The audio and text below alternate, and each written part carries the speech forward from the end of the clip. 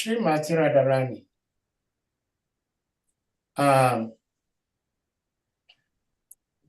I love to hear about Srimati Radharani. I cannot speak much about her, if any at all, because it's so rare to find much information about her from the scriptures. But we are very much fortunate today. We have a great Mother CITI-SAKTI who will be sharing with us about Srimati Radharani. So, information about her from the scriptures. I think somebody has. But we are very much fortunate today. A great Mother CITI-SAKTI. Sorry, there was an echo. So, Mother CITI-SAKTI, please, the floor is yours. Hare Krishna. Thank you so much. Thank you for having me back. And oh, I love your deities. Oh, goodness. So Vrindavan, Radha Shyam Sundar. Hare Krishna. Hare Krishna. Oh, Hare Krishna, Saratma Prabhu. Hare Krishna. I was going to request actually if devotees can put their camera on it. Really helps me, and it's such a sweet occasion to speak about Srimati Radharani. I will do my best to share what I know, tiny little bits that I understand, and I pray that at the end you also share your realizations and your reflections. So let's start with Mangalarchanam. Om Agyan Timirandasya Gyananjana Shalakaya Chakshurun Militam Yena Tasmai Shri Guruve Namaha Shri Chaitanya Manopishtam Stapitam Yena Bhutale Swayam Rupa Gatamayam Dadati Swapadantikam Vandeham Shri Guru Shri Yata Padakamalam Shri Guru Vaishnavamscha Shri Rupam Sagrajatam Sahagana Raghunatam Vitam Tam Sajivam Sadvaitam Savadutam Parijana Sahitam Krishna Chaitanya Devam Shri Radha Krishna Padhan Sahagana Lalita Shri Vishakam Vitamscha He Krishna Karuna Sindhu Dina Bandhu Jagatpate Gopesha Gopika Kanta Radha Kanta Namostute Tapta Kanchana Gaurangi Radhe Vrindavaneshwari Vrishabhanu Sute Devi Pranamami Hari Priye Panchakalpa Tarubhyascha Kripa Sindhavevacha Patitanam Bhavanebhyo Vaishnavebhyo Namo Namaha Shri Krishna Chaitanya Prabhu Nityananda Shri Advaita Gadadhar Shivasadi Gaura Bhakta Vrinda Hare Krishna Krishna Krishna Hare Hare Hare Rama Rama Rama Hare Hare. So happy Radhashtami for tomorrow, everybody. It's interesting, Sahadeva Prabhu, that you opened this session, and actually most people open classes about Srimati Radharani saying that there's very little in Shastra about Srimati Radharani. But actually, you know, we're very fortunate because we have access to the Chaitanya Charitamrita. In the Chaitanya Charitamrita, Srila Krishnadas Kaviraj Goswami in the Adi Leela actually does share many verses from various different sources about Srimati Radharani. So actually, I just want to open with one of those verses. So that it's really clear that this understanding that Srimati Radharani is the most satisfying, beloved personality who is non-different to Krishna and also entirely separate from Krishna, that it's not rooted in sentimentality, that actually there's deep Shastra, and not just one. It's not just that it's come about 500 years ago because Lord Chaitanya said so, Krishna Das Kaviraj Raj Goswami said so. Those people, you know, sometimes they're Pakka Pandits, like where else is Radharani mentioned, you know? So actually Krishna Das Kaviraj Goswami, when he references and he recites these verses that establish the glories of Srimati Radharani, both from a tattva perspective as well as the Leela perspective, you know, Srila Prabhupada's very careful to also tell us exactly where those verses are from originally. And this is Srila Prabhupada's expertise and uniqueness as the Acharya and Jagat Guru, that he's so well-versed in Shastra, he can back up everything that he says. So I'm going to share my screen just to you know, so you can also see the verse with me.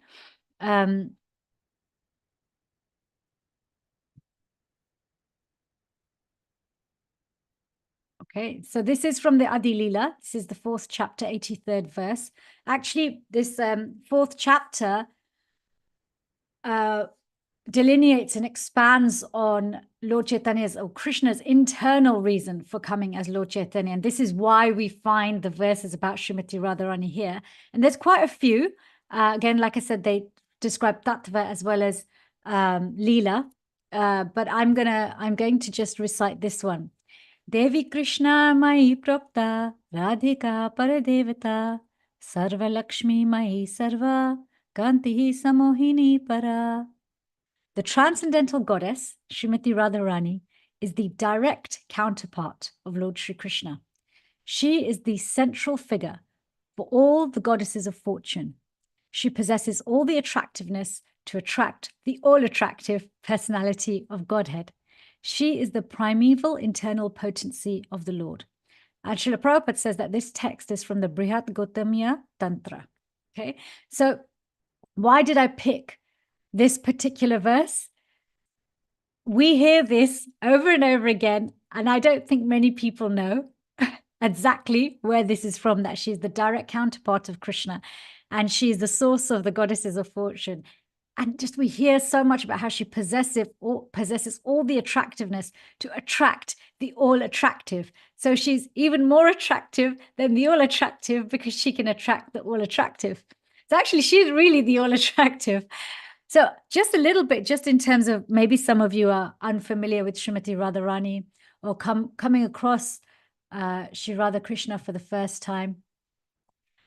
So Srimati Radharani is described as Krishna's internal potency. What do we understand by this? We understand Krishna, or the Supreme Personality of Godhead. You know, God by nature is self-satisfied, completely self-satisfied, right? He does not need anyone else or anything outside of himself to satisfy him. He is the, what is the word for this? The phrase that's used for this is the term Atmaram. Atmaram, so full of bliss from within. I mean, actually, there's many meanings for Atmaram, and there's a whole verse and purport describing the many meanings, but one of them is that he's completely self-satisfied. So this internal potency, Srila Prabhupada describes in a class in 1968, he describes how actually if somebody is self-satisfied, then if nothing external can satisfy them, then really the personification of their self-satisfaction is the only person who can satisfy them. So Srimati Radharani is the personification, the internal potency is the personification of Krishna's internal bliss, his internal happiness, his internal joy, his internal self-satisfaction. And this is what's so wonderful about spiritual life. Everything is personal. Everything is personal. Energy is not just left in an impersonal state, in an inert state, in a truth state, in an energetic state. Energy always has a manifestation. And yes, Srimati Radharani is known as Krishna's energy, and he is the energetic. So of course, energy and energetic cannot be separated. But in one sense, she's also a personality, and actually more so than just being an energy. So she is a personality in her own sense, because she is the full manifestation of that energy, which completely satisfies Krishna from within. So when we want to attract Krishna, we must inevitably then, it would make sense to be close to and be with Radha, no? We want to captivate and please that person who pleases Krishna. We want to be like. Okay, we cannot become equal, we cannot become the same, but we want to be like that person who pleases Krishna so much, especially since she's born straight of him, straight of his heart. Clearly, it's going to make complete sense, even if you read no scriptures, just on a logical perspective, you're looking at logic and reasoning. If somebody has given rise to the personification of that which pleases them the most, they have literally given us a code book. You want to please me? You follow her. You want to please me? Become like her. And it's interesting because in Shastra, in the Adi Leela also describes, and Srila Prabhupada speaks about this in this same class. He speaks about how Srimati Radharani, Krishna has, these 60 described as having 64 qualities. And Srimati Radharani has 25 of these 64. And he says, even though she has 25 of his 64, she can completely control him with just these 25. And later on, I want to pick on some of these 25 because actually they're pretty much what we describe as, the qualities of a Vaishnava, the qualities of a devotee. But looking at her name a little bit more closely, Radha means devotion. And it's interesting that the word aparad, it means without Radha or without devotion. And the one thing we are constantly warned against, doesn't matter if you're right at the start of the journey or you're literally at the penultimate step before prem and you're at bhav, one thing we are warned against is aparad. Don't leave yourself in a situation without Radharani. Because when we create offense, we're as far away as we possibly could be from Srimati Radharani. And so actually being with Radha means being without offense, so without aparad. So this devotion, what does it look like? How does it manifest? I want to share a few things in terms of descriptions about her and her qualities, but also some pastimes that help us to understand how the personification of Krishna's pleasure potency, and even the pastimes she has, really give us so much understanding of what really gives Krishna pleasure and makes him happy, how we can bring those qualities into our bhakti, our external manifestations of our bhakti and our internal mood, so that we're not living in a space of without devotion or living in a space of aparad or even living in a space of without offense, but we're living in a space of with service, because a natural consequence of love and devotion is service. Again, there's not a science about it. There's not in the sense that no one's created that. Nobody's taught us that.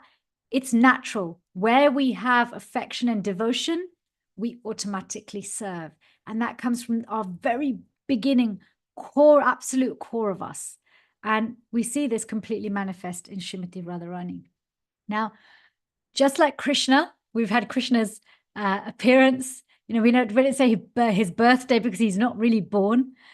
We've had Lord Balaram. So Lord Balaram's appearance prepares for Janmashtami, Krishna's appearance, and Krishna's appearance prepares for Radhashtami, Radharani's appearance.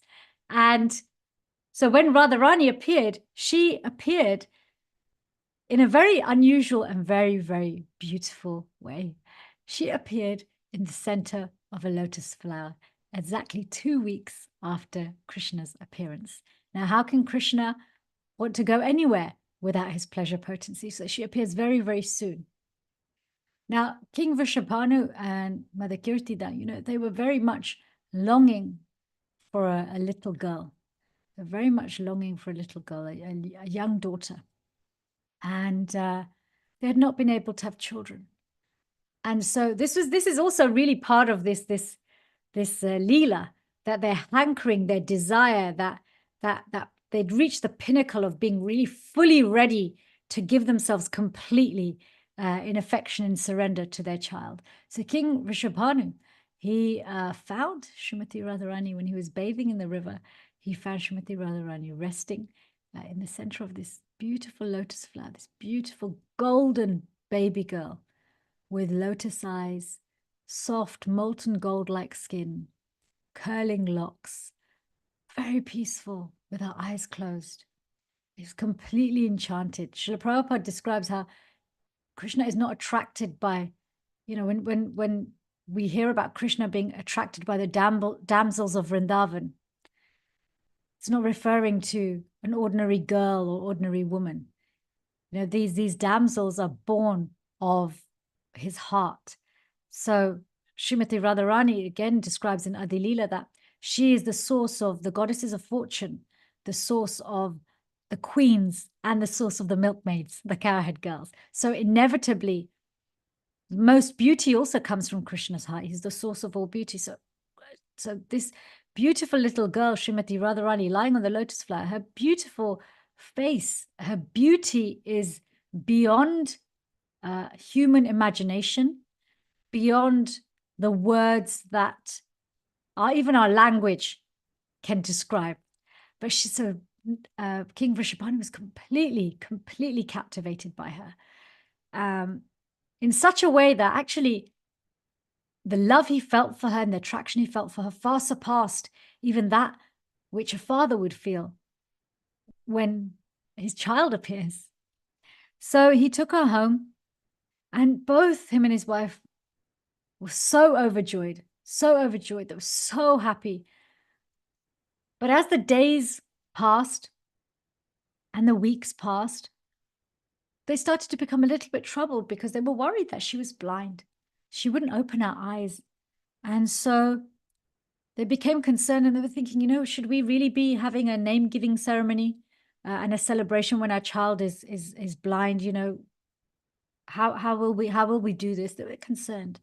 Now, Narad Muni, our transcendental spaceman and orchestrator of the Lord's pastimes in this world, he appears because he knows Srimati Radharani is coming, and he so much wants her darshan.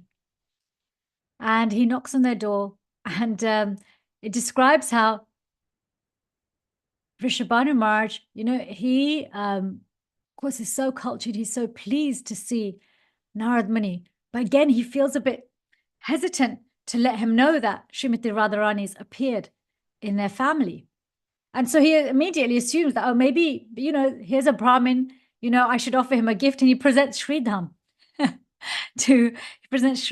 to Narad Muni as a gift. Rather, Narad Muni is not there to take Sridham with him as a disciple. He's there to have darshan of Srimati Radharani. And so, what he explains to them is he starts to say, no, I will do some yagyas and ceremonies and rituals and prayers so that your daughter is blessed. Don't worry. Why don't you go and make preparations? And as they went off to make preparations for this big festival, he said, invite everybody, and especially invite Krishna and his parents, invite Yashoda and Nanda Maharaj, your good friends, invite their family, and we'll have a big celebration. But you must go and arrange these things. And as they went away, he made his prayers to Srimati Radharani and glorified her, asked for blessings. And she appeared to him in a form that he could worship, and she gave him blessings. And again, she resumed her form as a very small child with her eyes closed. And so as they got everything prepared and everybody was invited, the day of the festivities came. Srimati Radharani, she still had her eyes closed. Parents were deeply concerned that she was blind and her life would be difficult. But as the festivities began and everybody started arriving, Nanda Maharaj and Yashoda Devi came, and they came with Krishna. And, of course, Krishna, this whole time, he knows that his dear beloved Radharani has appeared, and he cannot wait to see her. His heart has been swelling in anticipation, waiting for that moment to come when he can lay eyes on her. And as he arrives, as they're approaching King Vrishabhanu's palace, his heart is becoming more and more full with excitement. He cannot control himself. And He's this tiny little baby. Babies, he can just crawl. That's all he can do, And he's in anticipation. So when can I see my Srimati Radharani? And then Srimati Radharani, she's in like a little bassinet, a little kind of little Moses basket or little cot, which is quite low down. And so as they enter the home, of course, the adults become distracted and, joyfully exchanging greetings. And Krishna, on the other hand, he's ready. He knows, I need to go find Srimati Radharani. And off he goes, crawling, with his sweet little, chubby little hands crawling on the floor and his chubby little knees and his ankle bells tinkling. And, his tiny little yellow, almost like a copin just around his waist, and his curly black hair framing his face, and his tiny little earrings, very, very small earrings, his big eyes getting bigger and bigger, and his heart searching out. And equally, Srimati Radharani, she can hear his bells. Oh, those can only be Krishna's bells, because they're enchanting my heart and they're enchanting my ears like nothing else. They're the most beautiful sound. And so she knows he's coming. Her eyes are still closed. And as Krishna's becoming closer and closer, both their anticipation and excitement, it's just increasing. And he picks up pace, and his crawling becomes a little quicker as he approaches her room, and he finds her little bassinet, her little nursery, and her little cot. And he uses all of his strength to just climb up to the edge.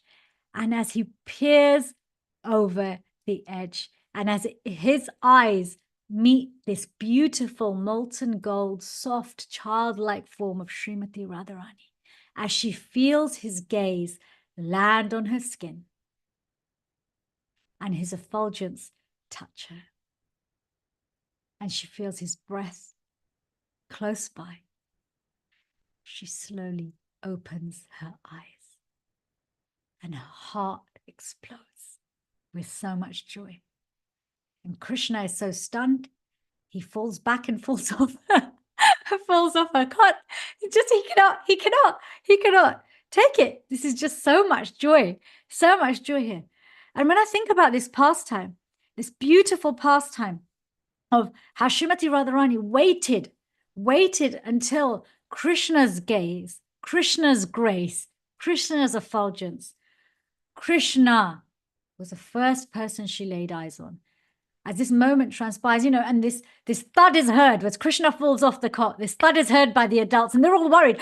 Where's Krishna? Vrishabhanu and Kirti are thinking, oh no, what's happened to Srimati Radharani? And they run into the room, and they're so happy, because as they look and they see Srimati Radharani's opened those beautiful lotus eyes with such sweet innocence and so much love.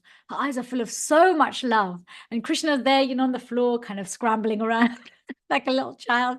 And so Yashodamaya picks him up, and Kirtida picks up Srimati Radharani. But just this point, this powerful point, that Srimati Radharani was not willing to really engage in this world until she'd gazed on Krishna.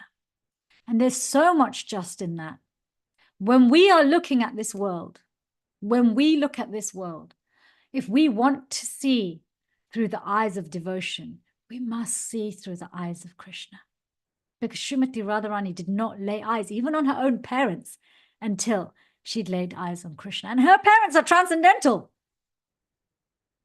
We're willing to put so many things between us and Krishna. And then there's this beautiful pastime where she sets such a beautiful, just by her being, just by that which spontaneously arises from her heart, just by the way she exists and interacts with him and lives in this world. When she appears here, she shows us that actually, if we really, really want our life to be a success, how much do we decide that what comes out of our mouth, what we think about, what activities we do, what behaviors we show, are we doing them in such a way that first I want to see, will this be pleasing to Krishna? Do I want to see Krishna first before I see this? And equally, do I want to be the person, how can I become the person that Krishna is hankering so much to see, to lay eyes on, that he's so excited, to want to see? Not that he has to see out of duty or out of service, but actually he's enthusiastic. I trust you so much. I trust you so much now, because not only am I all for you, but I know you're also all for me. He's been living with unrequited love, right? Because we've turned away from him.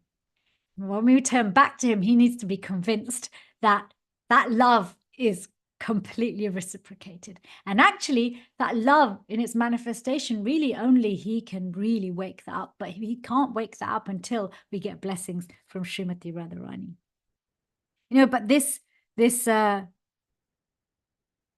mood of devotion, this mood of, you know, one of the qualities of devotion, one of the qualities of Radha, standout qualities of Radha, is that just like without Radha, criticism, offense, at the root of it is jealousy and envy. Okay. And what's at the root of jealousy and envy? Comparison. Comparison is the most subtle form of envy. Okay. Equally, where there is Radha, so it's not Aparadha, there is Radha, then there's no comparison. There is no envy. There is no jealousy. This is that key quality is Srimati Radharani. She is so free of envy, even though she is surrounded by so many gopis, so many queens, so many goddesses of fortune, okay, who may carry different opulences to her, and she is the source of. Still, if she sees another person can serve Krishna or do something for Krishna that will be more pleasing to him, she will move out of the way and facilitate for that to be done so that she can unite Krishna and this personality. That is how free of envy her heart is. So this quality of being free of envy is what leads to our real life, the spiritual world, being a place where every step is a dance and every word is a song and every interaction is like a party. Okay, it's like a festival. Because where there's no comparison, where there's no jealousy, and where there's no envy, the heart is free to love and to serve. Okay, and this is the standout quality of a successful spiritual community. Not the projects we have, not how many members we have, okay? Not how many degrees we hold, not how famous we are, not how many scriptures we've read, but actually to what degree does our community serve and love each other without comparison?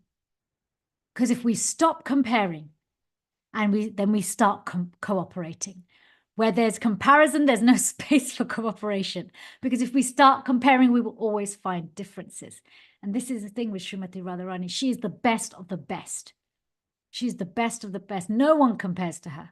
But she is also the most generous. So she's the best at everything that's devotional.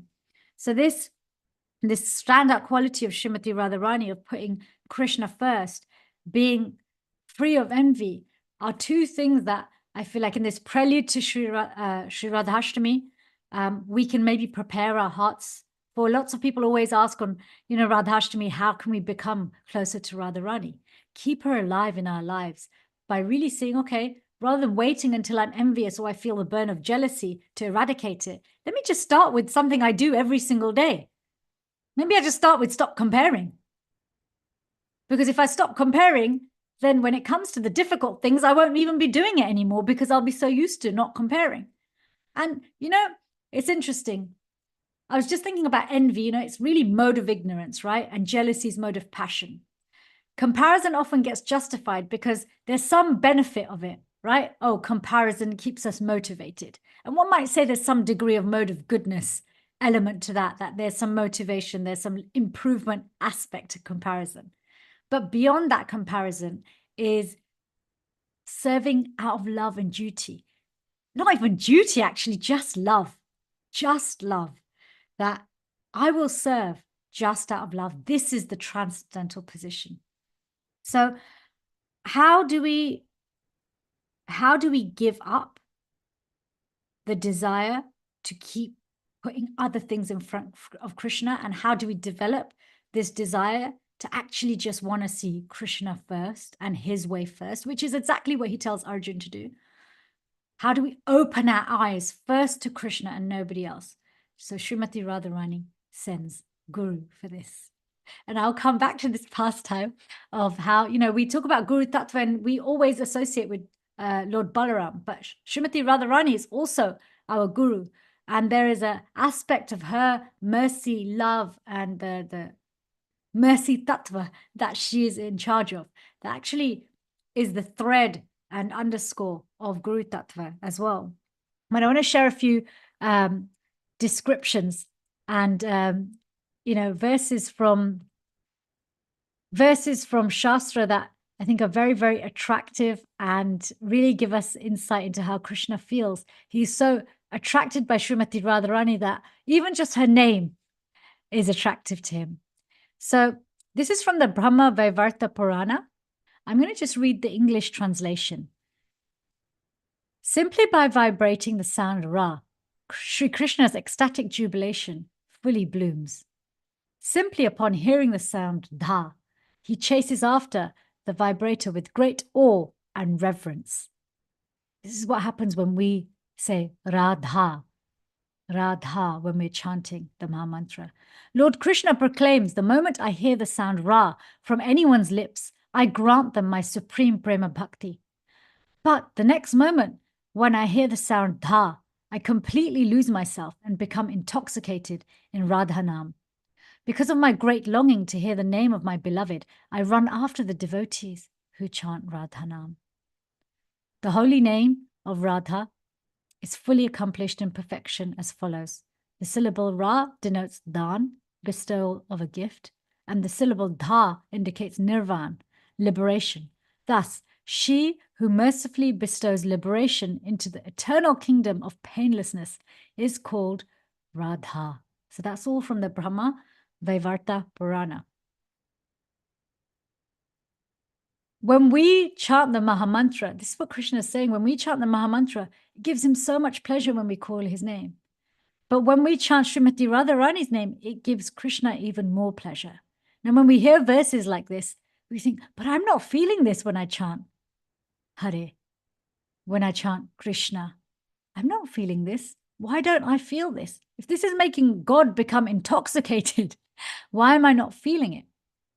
Because the utterance of the name is really, I was listening to a class by Shivram Maharaj, and he was sharing from the writings of the Goswami that when we chant the Lord's name, actually, really, we can't chant a transcendental sound vibration with a material tongue and with material sound vibration.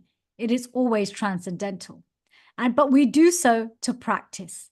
And really, it's only when we actually start chanting that we really start to feel the reciprocation and the resonation of the personality of Nam. It's interesting because all the things that we put between us and Krishna, all the things that come between us and tasting the name, because we don't relish Krishna's name, nor do we end up relishing Srimati Radharani's name. Again, coming back to this quality that we don't want to engage in, which is aparad. So these 25 qualities, it's described, Srimati Radharani's 25 qualities are described in the Nectar of Devotion, the Bhakti Rasamrita Sindhu. And it also describes Krishna's 64 qualities. And, I was sharing that Srila Prabhupada, in this class, he laughs and he says, just with her 25 qualities, she can, knock out or control Krishna. So I want to share some of these qualities of Radharani. But first, I'm going to just read a description of what she looks like. And this is from the Radha Krishna Ganadesh Dipika by Srila Rupa Goswami. Srimati Radharani is 15 years old and full of the luster of youth. Radha is expert in all the 64 fine arts. It's different to the 25 qualities, 64 fine arts, and her transcendental form is like an ocean of nectar. Radha's splendid bodily luster is like molten gold or stationary lightning. Radha wears wonderfully beautiful blue garments, and she is decorated with various pearls and flowers. Gandharvika Radha is very beautiful and has long, nicely braided hair. Radha's splendid forehead is decorated with the red pigment sindoor and with beautiful locks of curling hair. Decorated with blue bangles, Sri Radha's arms have defeated Cupid's staff with their beauty. Decorated with black mascara, Radhika's expanded lotus eyes are the most beautiful in all the 3 planetary systems. Radha's ears are decorated with wonderful earrings, and her nectarian lips defeat red lotuses. Srimati Radharani's teeth are a row of pearls, and her tongue is very beautiful. Decorated with a smile of pure love for Krishna, Radha's beautiful face is as splendid as millions of moons. The beauty of Radhika's chin has defeated and bewildered Cupid. Decorated with a drop of musk, Radha's chin appears like a golden lotus flower with a bumblebee. Bearing all the marks of wonderful beauty, Radha's neck, back, and sides are enchantingly gorgeous. Srimati Radharani's beautiful enchanting arms are 2 red lotus flowers illuminated by the series of moons that are her fingernails. Radhika's breast is like splendid golden water pots covered by a bodice decorated with a pearl necklace. Jeweled rings decorate Radha's splendidly beautiful fingers. Charming, full of sweet nectar, and decorated with a deep navel, Sri Radha's beautiful waist enchants the 3 worlds. Radhika's sloping hips lead to her charmingly beautiful slender waist, which is bound by a creeper of 3 beautiful folds of skin and decorated with a sash of tinkling bells. As beautiful as 2 exquisite plantain trees, Sri Radha's thighs enchant the mind of Cupid. Sri Radha's beautiful knees are 2 reservoirs filled with the nectar of various transcendental pastimes. And Radha's beautiful feet are decorated with jeweled ankle bells, and her toes with toe rings are beautiful as the treasure of Varun. There are many more descriptions of Srimati Radharani. I'm just going to share one thing about her outfit. And this is from the, again, Radhakrishna Ganadesh Dipika, wearing light-colored clothes during the full moon and dark colors in the moon's absence. Sri Radha dresses to please her beloved Krishna and to facilitate her nightly meetings with her gallant lover, Sri Shyamasundar. Radha's favorite outfit is a Krishna blue sari and a shawl matched with a pink blouse that delights Sri Krishna. Radharani's upper garment is red like a ruby, and it is the favorite of Lord Hari. Radha's lower garment is the color of a blue cloud, and it is her favorite. You know, these descriptions that we read that our acharyas have made available to us through their own meditations, through their own bhav, and through their own love, are really, they're a mercy that it can take us a long time to really appreciate. But when we read the description of the Lord's associates, and we use those descriptions to decorate our deities, to engage in puja, it allows us a portal, a vehicle to be able to connect with those descriptions with more meaning and in a mood of service rather than in a mood of enjoyment. And also acts as a catalyst to remind us of our real life, our eternal relationships, and our eternal pastimes with our beloved Shri Radha Krishna. So maybe, you know, sometimes I wonder, why do we leave it to Radhashtami to hear about Srimati Radharani, to read about her? Really, the mood of being with Radha and not without Radha is something we want to cultivate every day. I was speaking earlier about how Srimati Radharani sends Guru. And there's a very sweet pastime that depicts this. And her right-hand woman as Guru is Sri Lalita Devi. So actually she has Sri Lalita and Vishaka who work in tandem. But, you know, in this Bhumi Leela, describes how, and you can find this place, it's just near Man Mandir in Vrindavan. Have any of you here ever come across jackals? They are not so pleasing to look at, but they're even less pleasing to hear. They have a howl that is very uncomfortable. It seems to have some sort of pitch or vibration in it, which it disturbs the heart. It's hard to be around. And, you know, one day in her Bhumi Leela, you know, there was a jackal. During that time, there was a jackal in Vrindavan.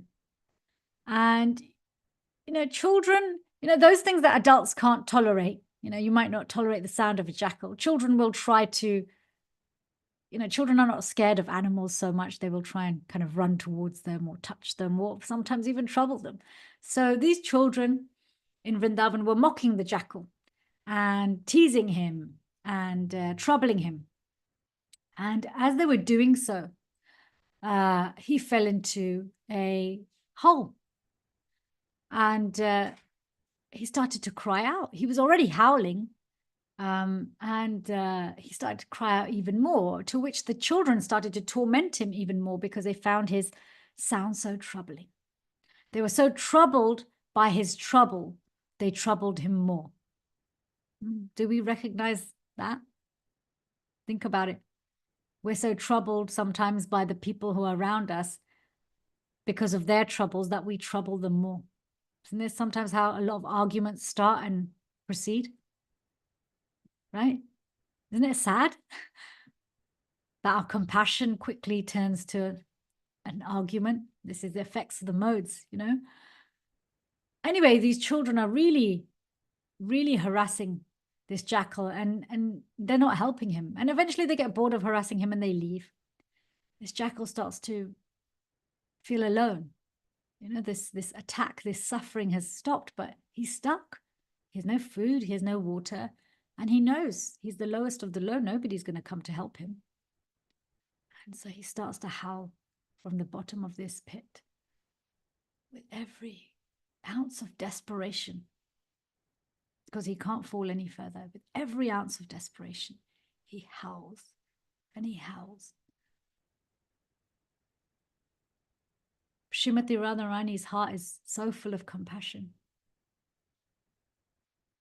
When she hears the trouble of another person troubled, her compassion is not touched by the modes of material nature. Her heart immediately yearns to see, how can I help? How can I serve? And she's troubled by this noise, not because it's disturbing her ears, but it's troubling her heart, that in my dham, there's somebody who is yearning and hurting like this. Lalita, go and see who this is. And so Lalita Devi, she finds this, she listens out for these cries, and she finds the jackal. And she says, come with me. The jackal is humbled and made weak. His pride is weakened by his crying out. He follows Sri Lalita Devi with an open heart and great gratitude. He's so grateful. He's forgotten his hunger. He's forgotten his pain. And as Sri Lalita Devi presents the jackal to Srimati Radharani, and the jackal completely surrenders to Srimati Radharani, completely falls at her feet, washing her feet with his tears of gratitude. She's so pleased by his humility, his gratitude, his love. She immediately offers him a place as one of her maidservants in Vrindavan. This pastime, it really shows us so much about how do we attract Guru, how do we stay with Guru, and how do we make it back all the way to receiving Radharani's mercy with Guru. Really, until we... this pains some people when they hear that we really have to suffer sometimes before we cry out.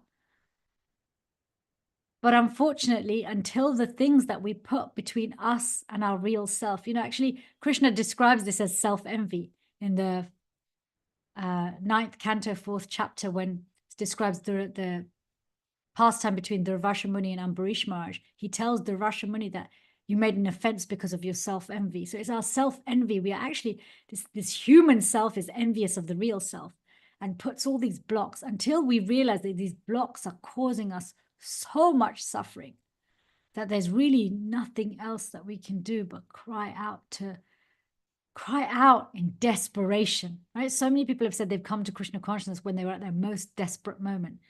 Unfortunately, when that desperation is gone, we tend to become complacent.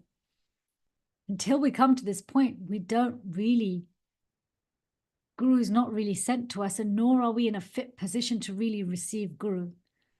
There is a difference between being sent Guru externally and actually really receiving Guru in the heart. Because when we receive Guru, we follow Guru wherever Guru will take us. Just like that jackal, he didn't question Shri Lalita Devi, where are you taking me? He's just so grateful. So when will that day come? When after crying out in desperation and being sent the solution, we are so grateful that we stop overthinking and actually just follow and actually just do, and the only thing we have to do is give up really this comparison that is born of false identification and actually just say, you know best, you know better. Life can be so simple. Even with busy lives, life can be simple. When the heart is free of comparison, life becomes very, very simple. Then we'll follow Shri Guru all the way to the lotus feet of Srimati Radharani. So, just the same way that Krishna has made his mercy potency available as Srimati Radharani, and also from Srimati Radharani, we also have Yoga Maya, right? She's there to facilitate all these beautiful leelas of the Lord. But when she also manifests this other side of Srimati Radharani, that manifests as Mahamaya, she's there to protect Krishna. We all have boundaries. Krishna has his boundaries. And Radharani creates this boundary as Mahamaya. So she gives us many, many things that we can toy with, that we can play with, that we can put between her and Krishna. But actually, if we try to follow in her footsteps, by maybe imbibing some of these 25 qualities that she has, that she purchases and captures Krishna. I'm going to just share some of them because they really are the qualities of a Vaishnav. She is the root and the source of the qualities of a Vaishnav. One is that she can speak very nicely and sweetly. She is modest and gentle. She is always very merciful, always very merciful, not sometimes, not when it's convenient, but always. She's always respectful, always respectful. Who is a jackal compared to Srimati Radharani? She was respectful to the jackal. Respectful in the sense that, now you might be thinking, but jackal did hardly anything to receive Radharani's mercy. We have to do so many things. After we cry out in desperation, we have to do so many things. He just had to take a short walk with Lalita Devi. We have to do so many, but she's respectful. What is respect? Seeing what somebody has and meeting for them where they're at. She didn't put unnecessary more expectations. What can he do? He's a jackal. He can't do much other than howl, eat, and sleep. And yet he took everything he had and he offered it to her. We have so much. How much do we hold back? So she's always respectful. And because she's respectful, she can not just protect Krishna, but she can make him happy. She can not just be his, Yoga Maya and his internal loving potency, but she can also be his Mahamaya. She's always patient. Are we patient? Very grave. She is very grave, not revealing what's deep in the heart indiscriminately. She's enjoyed by Krishna. That's one of her transcendental qualities. We're so busy enjoying Krishna and Krishna's paraphernalia and his supernumerary, potencies. But do we let him enjoy us? She can give shelter to all kinds of devotees. Do we give people shelter? Can we give people shelter? Even if our umbrella is only 2 centimeters big, are we using it? Or are we waiting until we're given more? Yeah, we already have so much. Again, how much are we holding back? She is always affectionate to everyone, superiors, inferiors, friends. This is very sweet. She's obliged by the dealings of her associates. love is a slave to love. Right? There's only one thing that can control love is more love. So on this auspicious prelude, the eve of Radhashtami, I would like to invite everyone. I'd like to encourage everyone to keep this mood of living with Radha rather than in aparadha as a daily meditation. It's really helped me a lot to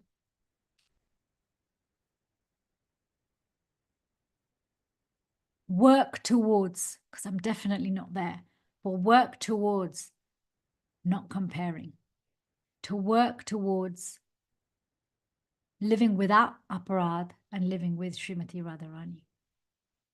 We want to glorify Srimati Radharani. I think we can do that by following in her footsteps. This is one way we can do it, as well as celebrating her appearance and reciting her pastimes. Let's be kinder to each other. Let's serve each other nicely.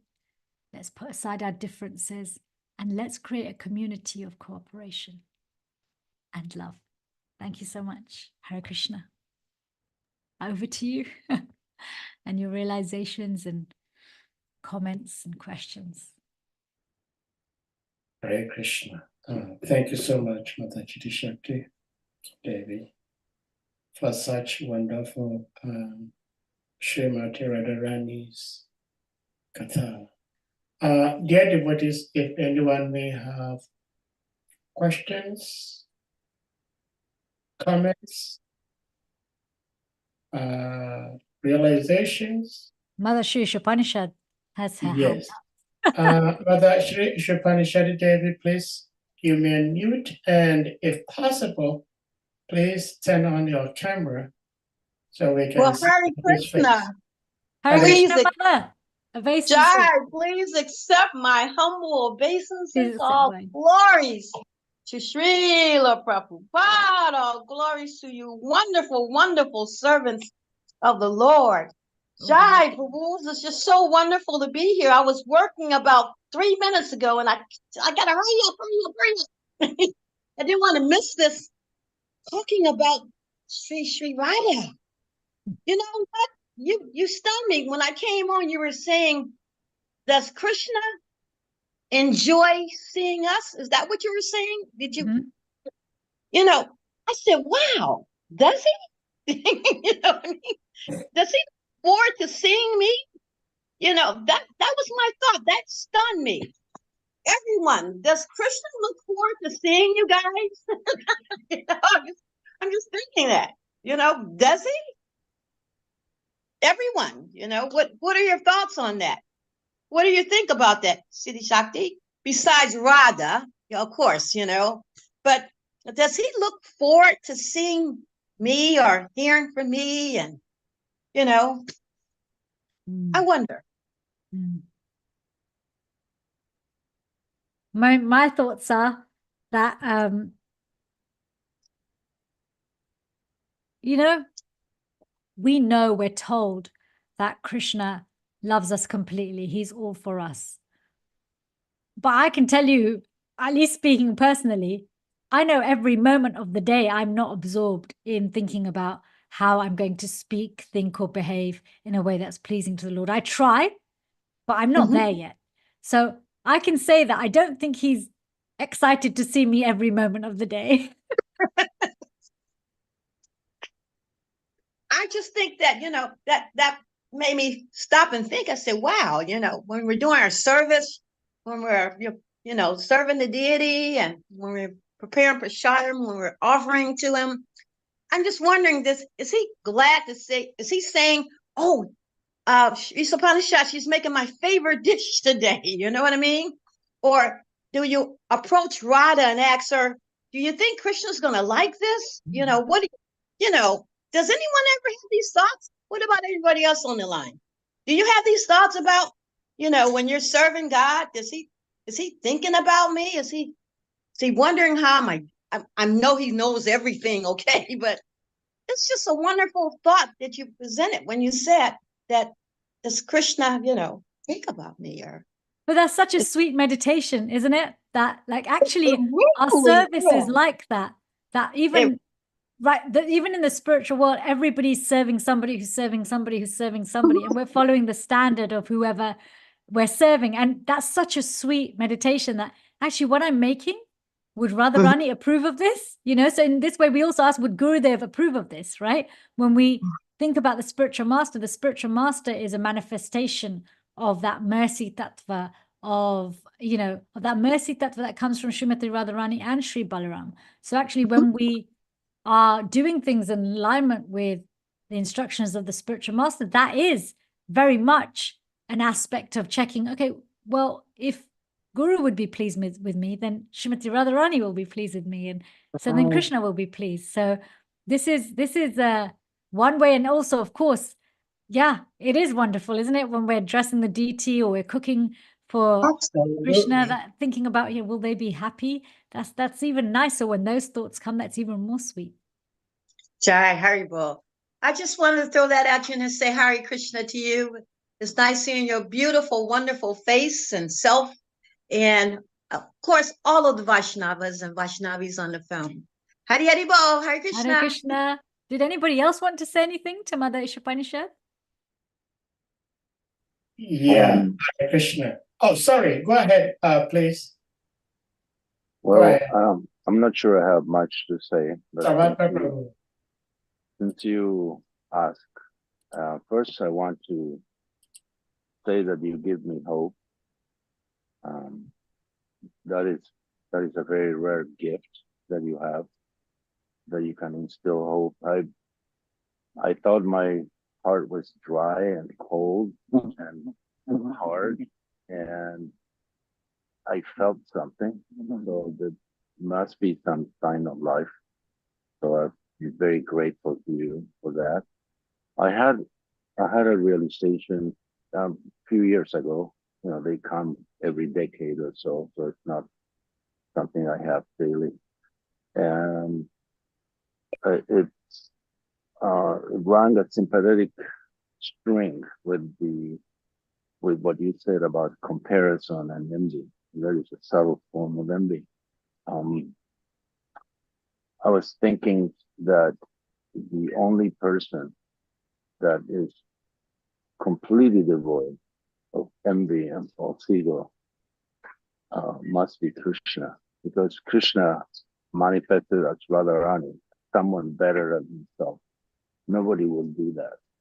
Nobody will try to make someone better than himself, except for someone who is completely devoid of envy and malice and doesn't have any agenda whatsoever. So just to lead to that ideal is nearly impossible, but at least we can have hope that these people, Krishna and Radharani, do care about us, even as infinitesimal and insignificant as we are.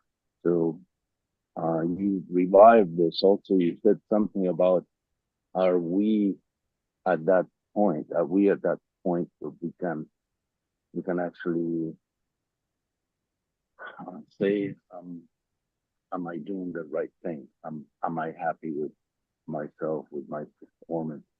It reminds me of a story. I went to visit, we were invited to see a couple in California that had a huge mansion, like $25 million mansion with an organic orchard, and they were into Karoli Baba. So they were nice people. They didn't have much of a philosophy, but they did a few things right. And one of the things that the gentleman of the couple did was created a room full of cots for people who wanted to stay, and not just during a festival. Anytime they could stay there at no cost to themselves. They would take care of them. And I said, I've been practicing Krishna consciousness and bhakti for so long, and I've been inviting people to our home and feeding them, trying to help them with the spiritual life. but this is a step above, like you open your house, not just trying to open your heart, but you open your house and invite people to share what you have. I said, what is your secret? How do you do that? And he said, and this is the part that resonated with your talk. He said, I do not like the person I become when I'm not like.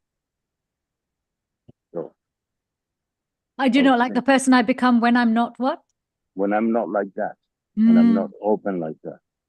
So I was thinking, okay, well, of course, the ideal that you proposed, to follow the footsteps of the servants of Srimati Radharani, is a bit distant for me.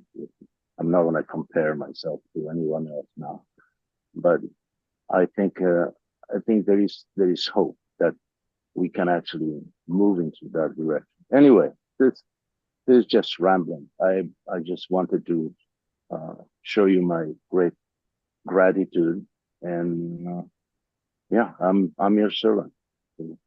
As I am yours. And I don't believe for a second you are hard-hearted.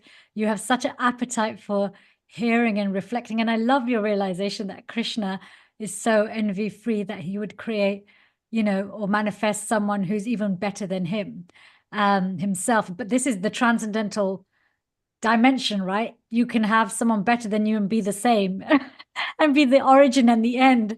So we can get lost in the language of it, but that's such a beautiful, beautiful, beautiful reflection. And even the pastime, the story you've shared as well, your experience, that really highlights something nice, that what do we do? Where in our life can we make an offering where that offering makes us a better version of ourselves, right? It just stretches us that little bit more because we're doing something that maybe is a little bit inconvenient, but when we do it consistently, we see that, oh, actually, I do this. It's not so inconvenient that I get burnt out, but there's something that stretches in me. It helps me to not just enjoy what's mine, to be just mine. It allows me to offer it in service in some shape or form. And so thank you so much for sharing that. That's also helped me just really think about that. Sometimes we do things that might in the first instance feel inconvenient, but later on actually we see they help us to be better, be more offerable, be more palatable for Krishna to see. I guess that's at least mode of goodness, if not yet mode of transcendence. Thank you so much, Prabhu. Thank you. And so nice to see you again. It's been a while. Likewise. Hare Krishna. I believe there is a ripple sentiment of Sarvatma Prabhu's sharing in the chat room from Darshana Devi. She's asking, Hare Krishna, thank you for this talk. Her question is, why is Srimati Radharani often portrayed as jealous or envious of other gopis in some lyrics and even popular culture? Is this portrayal inaccurate, that Srimati Radharani is jealous and envious? So this is the key word you've used here is portrayal. Okay, when it comes to Leela, it's not story time. Okay, Leela must be, especially whilst the speaker and the hearer are, even if there's a tinge of being conditioned, it must be coupled with some tattva. And because even those who are very realized, they still always, you read Rupa Goswami's books, Jiva Goswami's books, Raghunath Das Goswami's books, wherever they're describing Leela, they always root it in some tattva. Even if they're writing in a, even when they write plays depicting the pastimes of the Lord and his associates, they will use tattva. The tattva is anchored even in the dialogue. However, unfortunately, when it comes to storytelling, dramatization, people can get carried away in the dramatization and the creativity and not stick to tattva. So actually, even if, as you say, portrayed, Srimati Radharani is portrayed as jealous, in terms of reality, that is not true. However, now this is going a little bit more into the esoteric things, and I won't spend too much time on this. In CC also speaks about, just like it does in the writings of our acharyas, that Srimati Radharani has a, there's another principal gopi who is, again, manifest from her, but a counter to her, to increase the pleasure of Krishna. Her name's Chandravali. And, Jwala Nilamani describes how there's left-wing gopis and right-wing gopis. So the right-wing gopis feel Krishna is mine, okay? Whereas left-wing gopis are, I belong to Krishna. I think I've got that the right way around. I might be wrong. But nevertheless, one group has this mood that Krishna is mine, and the other group has this mood, I belong to Krishna. So in the conjugal pastimes, there will be interactions where there appears to be competition. But that competition is to facilitate the increase of pleasure, not to increase ownership, make one other person miserable while I'm happy. Because if you look at envy, that is, I can only be happy if you're unhappy. Jealousy is, I want to be just as happy as you are. You can keep what you've got, but I want some as well. Comparison is, I'm better than you, you're better than me, or I want to be as good as you, so I'm going to work towards getting it, or change my situation, but with no hard feelings towards you necessarily. And then you have transcendental competition. Transcendental competition is we are all trying to be better in loving and serving each other in whichever way possible to increase Krishna's pleasure. So portrayal is exactly the right word to use in this circumstance, where somebody portrays Srimati Radharani or Krishna or any of their divine associates, the Manjaris, the Gopis, the cowhead boys, Sri Balaram, Nanda, Yashoda, in any way which is contradictory to their actual nature, then know that somehow or another creative license has been used too loosely.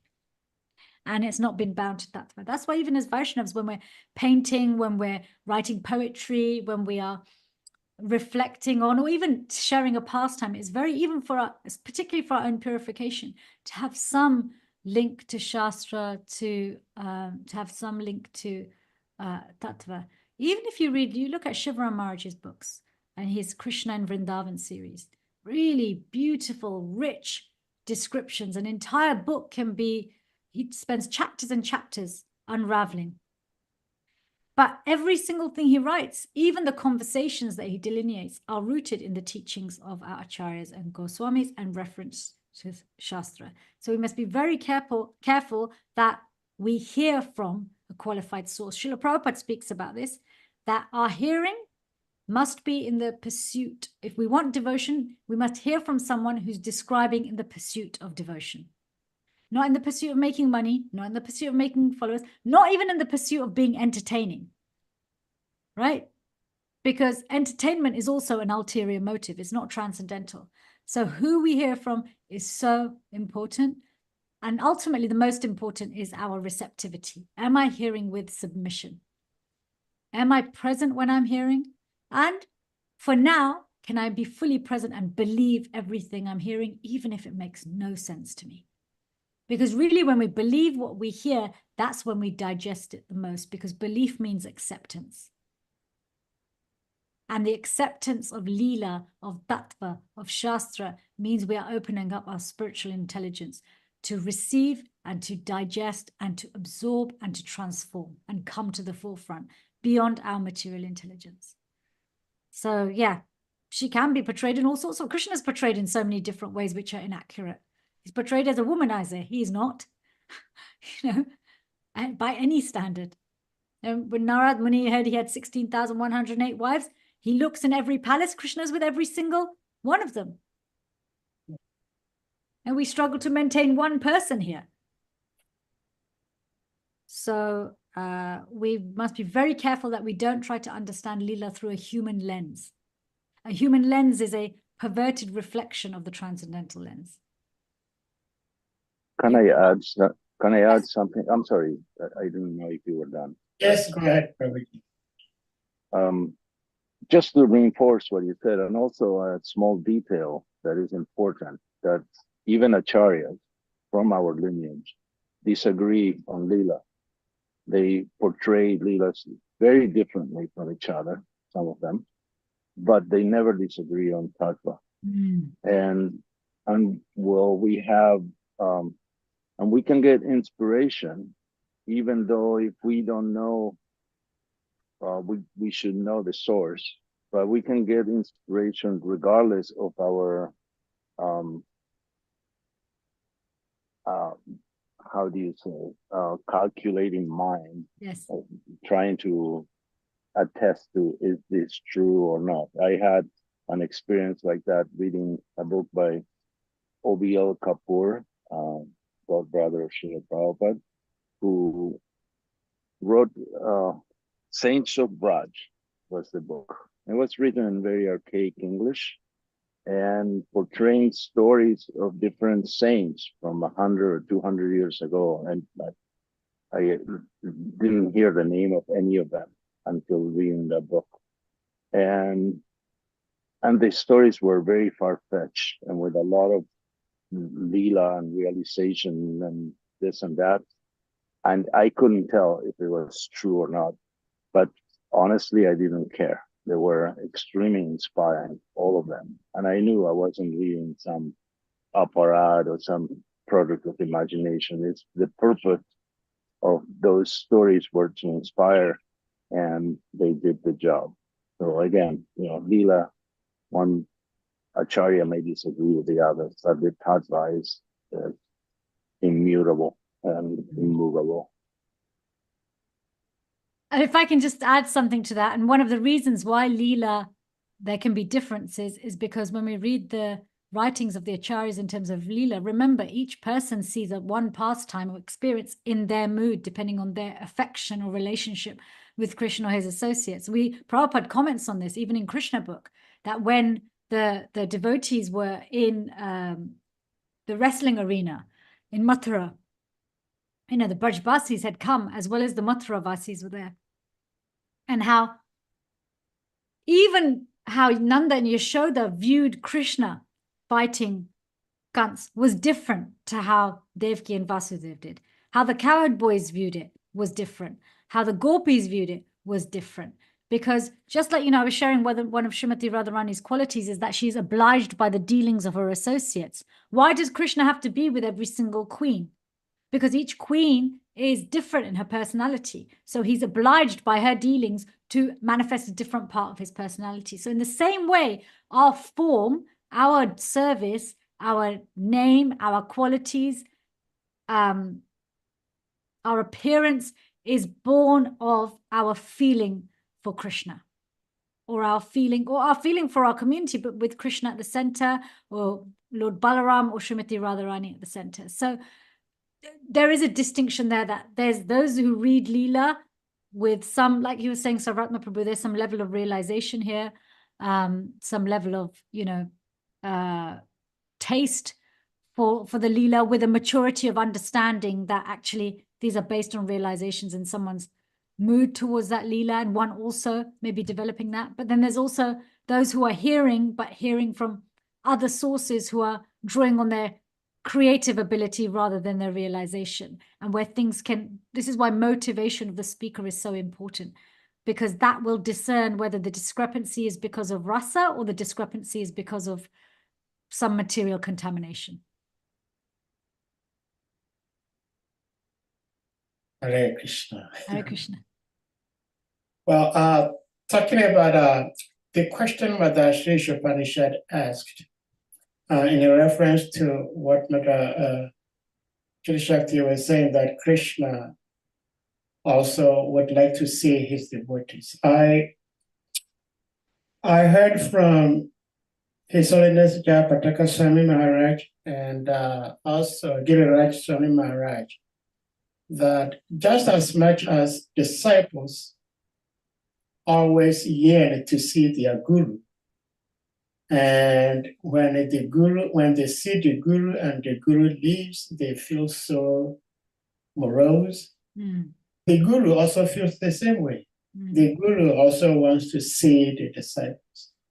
And when the guru has to leave, the disciples, they also feel they wish they could be with them much longer. So these Maharajas were in effect saying that just as much as we want to see Krishna, Krishna is actually more eager seeing us than we want him to see. So I think that is very interesting. That also shows how kind, how merciful Krishna is. But like you were saying, maybe Krishna doesn't want to see me because I don't have much love. But those who have love, Krishna wants to see them also. Hare Krishna. Hare Krishna. Anyone with something else to ask or share, please? In fact, CITI-SAKTI, it's like Sarvatma Prabhu has spoken twice. And the first time he spoke, somebody had asked a question which related to what he said. And this second time to what he said, somebody has asked something related to that in the chat room.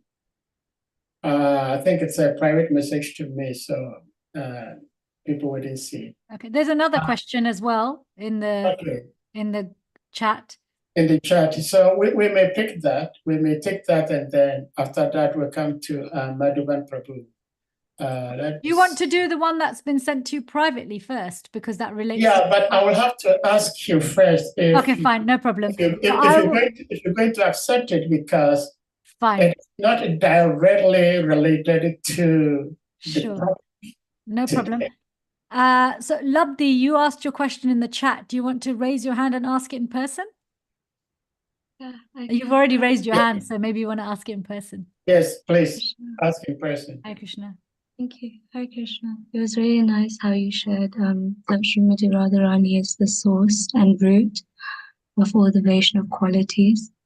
And just like as an extension from that, I wanted to ask how we can honestly check ourselves using those qualities, and how one can personally strive to imbibe those qualities in their service. One step at a time. You know, sometimes we get caught up, we get a list and we're like, oh my God, I have to become all of these things right now. You know, we are from Krishna also. And so by nature, we also are a mini reservoir of all of these qualities. So they're really waiting to be uncovered. So what we do is we practice. We live in our human life the way we are in our real life. And as we do that, and the two align, the human psychology and the divine psychology align, so then the human form and the divine form, you know, they become more and more aligned until we drop this, we let go of this. So how do we check ourselves against these qualities? We usually don't know where we're lacking until it's tested. So when we are struggling in some place in our life, it's usually because it's an expectation of ours hasn't been met. And we can look to these qualities and see, you know, which of these qualities right now, if I imbibed more of, would it make my challenge easier? Maybe we are struggling to be tolerant. Maybe we are struggling to be humble. Maybe we're struggling to speak up against something that we should be speaking up about. Maybe we're struggling to make a decision. Where's our fear? So in our challenging times, we can see what's manifesting. And like I said, go one step at a time, one at a time. Devotional service is active, it's not passive. And rigorous introspection is part of it. And Labdi, I know you do it anyway. So yeah, it's but just my thing is just pace yourself. That's my advice. Okay. Thank you. It answers the question. Thank you. Madhuban Prabhu, please, you may unmute.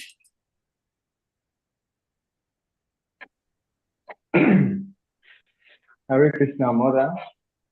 Hare Krishna, Thank you Prabhu. very much. Thank you very much for giving us this wonderful kata, Radha kata. I so much appreciate narration and your presentation. But I heard a statement when you said comparison is due to false identification. So my realization is that I think to overcome such a tendency of comparison, if one realizes that it's not this body, that is a spirit soul. So I think on that platform, one can realize the equality in the living entity. So like the story of the jackal that you mentioned, Radha was not seeing the body, but was seeing the soul, the falling soul that has to take the body of the jackal. So she was seeing beyond ordinary, you know. So I think, and it's also, if you reference the statement in Bhagavad Gita 5:18, when Krishna, it was stated that the humble sage, by virtue of true knowledge, sees with equal vision a learned and gentle brahmana, a cow, an elephant, a dog, and a dog eater. So I think my realization is that only if one can see that we are not this body, then we can now see the equality in terms of as we are eternal fragmental part and parcel of Krishna. I don't know if yeah, that's true. And as well as that, though, if we hold it just at that level, we will be waiting for a day when we are off the bodily platform. I guess what I'm trying to share is that we can practice not comparing, because that's our real nature, to not compare in that way, not on an illusory platform. And by practicing not comparing, we get to the point of realizing that we're not this body much more quickly. And of course, where there is one, as one goes deeper in their bhakti and does start to wake up to who they are, it becomes easier and easier to not compare, because your real reality is manifesting. So this reality holds less attraction. However, I do, and I'm saying this from personal experience, checking myself for comparison helps to break that illusion quicker and helps the realization of the true identity come more easily, because you're not spending so much time in a transient identity, right? Rather than waiting until, oh, but actually once I'm self-realized, I'll stop comparing. Yeah, but actually, if I stop comparing now, I'll become self-realized quicker. Does that make sense? Yeah, it makes sense. It makes sense. Thank you very much. Thank you, Hare Krishna. Hare Krishna. Thank you. So, Drishti, please you may unmute. Hare Krishna, CITI-SAKTI Mataji. Hare Krishna. I have a personal question. I mean, thank you for the wonderful talk, all the sanghas and all that. But I have a personal question. I've been trying to get in touch with you for a while, and I really need an answer for my last text, really. I don't know if you're receiving my text. Okay. I think this is a public forum, and yeah, it should you be have a private message.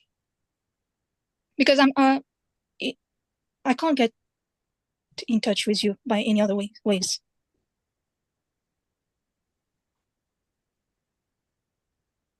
So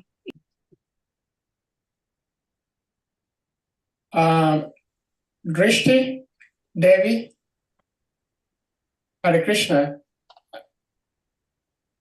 Are you still here?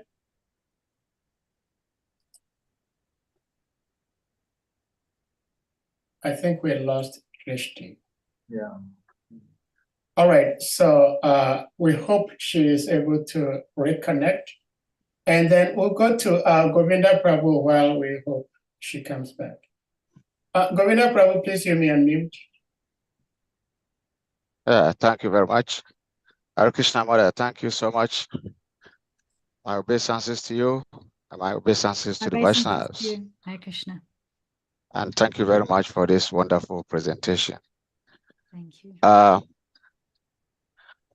My take home seed from your speech today is the statement that you did give about Srimati Radharani being a protector of Krishna, and that she will not just allow anybody to just go and disturb the Lord or to disturb her lover. And therefore, there's like check and balances of our attempt and approach to the Lord. That means that our devotion has to be a very high quality for Srimati Radharani to accept in order to for her to deliver that to Krishna. And so I realizing that all our endeavors to approach the Lord totally depends on the mercy of Srimati Radharani. And you also made mention of apara, means activity without radha. Aparad, yes. Aparada. Yeah.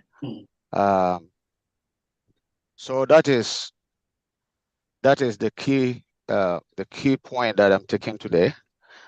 And my question is, how do we you see, when falling down is very easy for one to fall, but to climb to that ladder, to the high level of that ladder, is not easy to climb, but to fall is very easy. We've been in a material world since time memorial, and so we are used to so many things that are not okay, that are not good, but we take those things to be all right, and therefore we do it without checking. How do we guide against this apparat? What is apparat, and how do we guide against it? And what is the difference between the apparat and sin? It's like two questions in one. Well, I mean, that is like a whole class. I did like a 4-part session on the differences between aparad and sin and how to become offenseless. So I'm going to try and give it in a nutshell. So sin really pertains to human activities that keep us away from spirituality. Right? The impious, they tend to, hurt other people. They're ingratiating. They're done really without knowledge. There's a pursuit of sense gratification. The key thing is they're done without knowledge a lot of the time. They're done out of ignorance. So actually there's an antidote to them. Just like there's a penalty for a crime, right? You serve the penalty, you're absolved of the crime. So with sin, if you commit a sin, you do a penalty and you're absolved of it. Offense is different. Without devotion, that means when we are engaging in devotional activities. So this is now when you decide to take to devotional service, everything becomes part of our devotional service, our relationships, our work, what we eat, how we sleep, how we speak, everything. So then that comes under the jurisdiction of bhakti and devotion. So what may have ordinarily been a sinful activity actually becomes an offense. And actually, beyond just doing the rights and wrongs of the world, the way we execute our devotional service, is it with the mood of service, or is it in the mood of wanting to hurt another person or take something for ourselves? Now that sounds very extreme, but if we look at the different types of offenses, and there's so many types of offenses, there's offenses against the holy name, offenses against Vaishnavas, offenses against the Guru. So we've got Nam Aparad, Guru Aparad, Vaishnav Aparad, we've got Dham Aparad against the holy dhams, Seva Aparad, offenses during service. There's different specific items in each type which delineate what is considered an offense or what is considered. If you do it this way, that means you're doing it without devotion. Okay. So, I'll give you a simple one. Being unclean could be seen as an aparad, because if we were devotional, we would try and make our offering while we're clean, right? But those kinds of aparads, those kind of offenses get cleaned and cleared very quickly just by the potency of devotional service. The offenses that are harder to clear are those which are against other devotees. Okay, because what we're trying to say is, I want to practice devotional service by pushing you out of the way. Usually you look at the offenses that are against other devotees, okay? And there's a very specific list of them given in the Skanda Purana, including, look, the first one's killing a devotee. Now, most people here are not going to kill a devotee, but they may kill the devotional creeper of another devotee, right? And that's the pinnacle. And you look at the other aparads, criticizing a devotee, thinking ill of a devotee, becoming angry at a devotee, not being happy when you see a Vaishnava. You know, all of these ultimately are subtler forms of killing someone's devotional creeper. And the thing with aparads, without having devotional service in aparad without Radharani is not really service, because you're removing the service away. So rather than avoiding, so like I said, I want to do it in a nutshell, rather than avoiding offenses, we live in service. So instead of killing someone's devotional creeper, how can I nourish this person's devotional creeper? Instead of becoming angry, how can I communicate and understand? Okay. Instead of criticizing, how can I appreciate? Do you see what I mean? So all of these have an antidote. All of these have an alternative way of being, so that we are living in devotion, living in aparad rather than living with Radha, rather than in aparadha. But yeah, thank you. The science of aparad is beautiful, complex, really. I mean, you could spend a long time discussing it. Like, for example, the reaction to an aparad depends on both the degree of the offense as well as the qualification of the person you've offended, as well as the qualification of the offender. Ultimately, even if the person you've offended never even takes offense, if there's someone who doesn't even take offense, if they're a very high caliber devotee, to that degree, Krishna is also offended. And really, he says the only way really to overcome an offense is to beg for forgiveness at the feet of the offender. And where we can't beg for forgiveness at the feet because maybe they're not here or whatever, we can try to do it internally. We can also try and serve them. We want to not just be forgiven for our offenses, but we also want to get the favor of the person we've offended, which is even higher than just being forgiven, because being forgiven is quite a neutral place, but getting their anugraha, their favor, actually puts us in an even stronger position, because it's not just nullifying or rectifying, but actually helps us to progress. And that comes with serving the person as well as gaining their forgiveness. But yeah, I'm going to stop there, because otherwise I'm going to start expanding on all of those, and then we'll be here for a long time. And I'm just looking at the time, and it's now, you know, it's we've been going for over an hour and a half. So I think we should consider stopping, unless Sahadev Prabhu, that person wants to yes, ask a I think question. there is one more question in the chat room. I think if you may be able to take it, then maybe that should be the last question. It's from Labdi. Labdi asked it. She came on audio and she asked it. But I think Bhakta Hassan has a question. Oh, did she ask already? She did. She raised her hand. The young lady who raised her hand and asked. Okay. So Bhakta Hassan, please, you may unmute. Hare Krishna. Hare Krishna. Mother, please kindly accept my humble respect of essences. All glory to Gurudev, all glory to Srila Prabhupada, and all glory to their wonderful Assembly devotees. I'm very sorry for coming out late. I'm somewhere, so I find it difficult to ask questions, but I have the chance now. Thank you for the wonderful class. I have this something which I want to ask.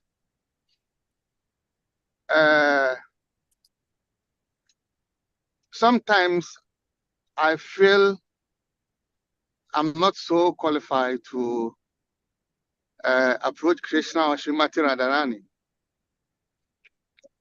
because I see myself as a sinful person, and I'm more attracted to Sri Chaitanya Mahaprabhu and Nityananda, because in my early stages, when I started follow Krishna consciousness, I began to hear the story about how they saved Jagai Magai. And at the same time, I used to watch Little Krishna, so I'm so attracted to Sri Damadara. And at the same time, I'm so attracted to Lord Jagannath because he don't take offenses. So oftentimes when in my house, I used to do Pujari in the morning. So when I'm in the altar, I talk more to Lord Jagannath, Sri Damadara, and Gorani Tai, the two of them. But when it comes to Srimati Radharani, even I feel very shy and I can't even look at them. This morning I was listening to my Guru Maharaj when he was talking about Srimati Radharani, that when you mention Krishna's name, Srimati Radharani run to you. Or when you mention Srimati Radharani's name, Krishna run to you. So when you chant the Mahamantra, they run to you to help you. And I think it's very difficult to approach. But Hassan, you're breaking up. But I think that means that try to round up your question. Yes. So my question is, in this Radhastami, how can I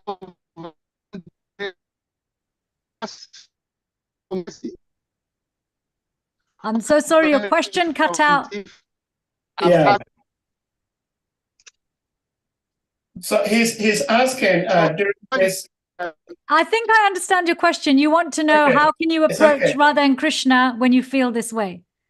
Yes? Or how important is it to approach Radha and Krishna? Yes. Yeah. You know, you already are. Because Jagannath's manifestation is a manifestation of Krishna in his ecstasy of separation.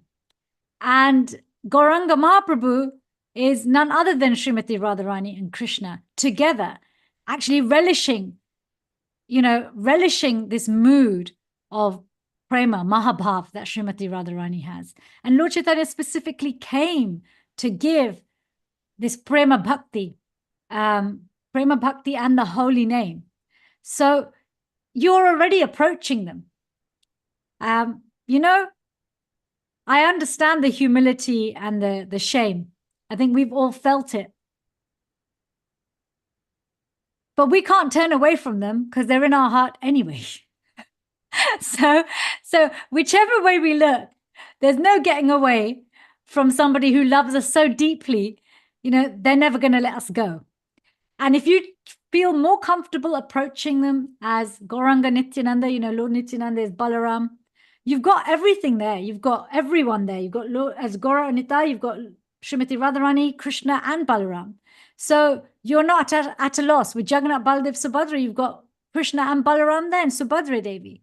So, and you've got Radharani in the mood of that, Jagannath's experiencing that ecstasy of separation. So you keep doing what you're doing. And one day your false ego will stop, like with all of us, we'll stop making all of these noises that tell us we're qualified or unqualified or this or that. We just are. And as Sahadeva Prabhu was sharing, Krishna's hankering much more for us to come back than we are hankering to go back, because he's fully cognizant of what we have together with him. Well, we're not yet. And when we do, then we will also hanker. So thank you for your question. Thank you for having me back. Thank you for giving me an opportunity to share a few things about Srimati Radharani. All glories to Srila Prabhupada. Hare Krishna. Srimati Radharani ki jai. Thank you. Thank you so much for your answer, Mother. Thank you. But CITI-SAKTI, I have tasted a little bit of love as you were sharing about Srimati Radharani. And just this past weekend, this past Saturday, we had a very beautiful Sadhu Sangha at Gita Nagri, actually in the Institute House. Oh, nice. And for a very long time, if actually ever, I felt so much love in my heart, and I was hoping that this love will continue forever. And as soon as I left there, I came to my cubicle, the love started dwindling and it disappeared. And now I have tasted the love. And I'm hoping and praying that it will continue. But it's so beautiful. When we met, you can taste that, yes, if devotees come together, it's so sweet. Yeah. And I don't know whether because it was Gurudev's place or it's because the devotees were so much truly in love and appreciated each other, but it was so powerful. Everybody felt it. So we are all feeling so much love today as we hear about Srimati Radharani, and we hope and pray that this love we're feeling in our hearts can be sustained and maintained forever and ever and ever. This is our humble prayer to Srimati Radharani today. Jai. So with that being said, we're going to humbly request all the devotees to kindly unmute, and we all chant the last Hare Krishna Maha Mantra to express our appreciation to our revered speaker, Her Grace CITI-SAKTI Devi. Jai. Hare